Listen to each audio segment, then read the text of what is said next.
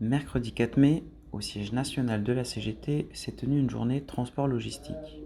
De nombreux syndicats de l'activité logistique étaient présents pour traiter des enjeux, défis et perspectives de leur métier, tels que la Fédération Commerce, la FAPT ou encore la CGT Intérim. Lors de cette conférence, les invités ont ainsi échangé sur la nécessité de faire converger ces différentes fédérations dans leur lutte. Nous nous sommes entretenus avec eux pour connaître leurs conditions de travail et leurs préoccupations. Quelle est la principale préoccupation syndicale aujourd'hui dans la logistique ?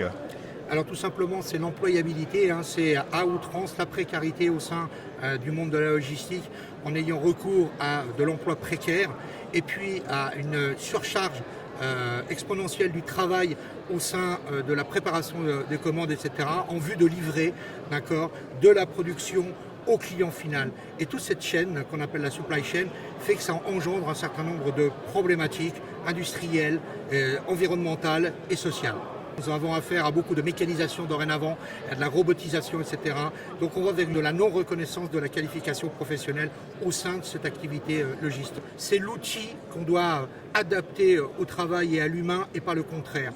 Nous ne faisons que accentuer à travers ces outils de la production à outrance. Les conditions de travail, au lieu de s'améliorer, elles se dégradent. On a des sites qui sont un peu plus anciens où paradoxalement, c'est plus agréable de travailler que sur les nouveaux sites qui sont robotiques. On est limite en cage, on reste sur place, on doit rester sur place et on est accompagné tout au long de certaines machines, de beaucoup de machines. Mais eux, comme ils veulent qu'on soit polyvalent et qu'on puisse intervenir sur n'importe quel poste sans professionnalisation du métier, donc cariste qui est un métier à part entière. S'il y a un rush dans les 5 minutes avec leur projet, je pourrais du coup charger les camions comme on va les charger à la main. On retourne en arrière.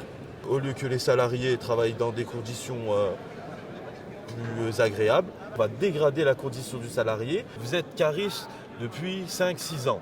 Et du jour au lendemain, on vous dit vous ne serez plus cariste. Ça peut amener aussi à la démission, du coup à la précarisation. Dans le secteur de la logistique, en fait, on a 40% de la masse salariale qui est issue de l'intérim.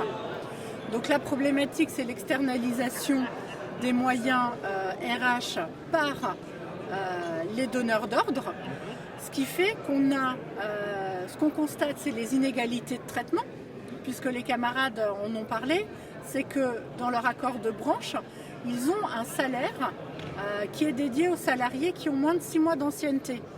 Et du coup, le salarié intérimaire, lui, une fois que son contrat est terminé, son ancienneté tombe. Donc en fait, on a là de manière flagrante une sous-catégorie de salariés qui devraient pouvoir prétendre à l'égalité de traitement, mais ça a été résolu par l'accord de branche, puisqu'ils ont un salaire dédié. Et ça, c'est inacceptable. Évidemment, quand j'écoute ce que les camarades nous disent aujourd'hui, c'est très similaire à ce qui se passe dans les autres pays. Et donc nous, on constate que la logistique, c'est vraiment ce que les usines étaient au 19e siècle. C'est là que la classe ouvrière se trouve et c'est ça le défi pour les syndicats des transports aujourd'hui au 21e siècle. Donc pour nos syndicats, c'est vraiment une question très importante d'être présent, de négocier des accords, de syndiquer, de lutter pour des questions vraiment de base comme par exemple la santé et sécurité du travail, les contrats de travail, les rythmes de travail, etc. Il y a eu une grande lutte en Italie qui est partie vraiment dans les bars autour des dépôts Amazon.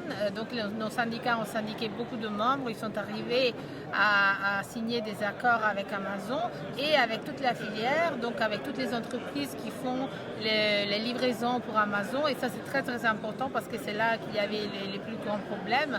Et je pense que c'est un exemple qui est regardé partout dans le monde. On reçoit des demandes même des États-Unis. Il y a beaucoup d'intérêt pour cet exemple en Italie. Et je pense que ça peut être une base pour une lutte commune en Europe pour des revendications, parce qu'en fait les problèmes sont les mêmes partout, à Amazon, mais aussi dans des autres entreprises de la logistique et du commerce électronique.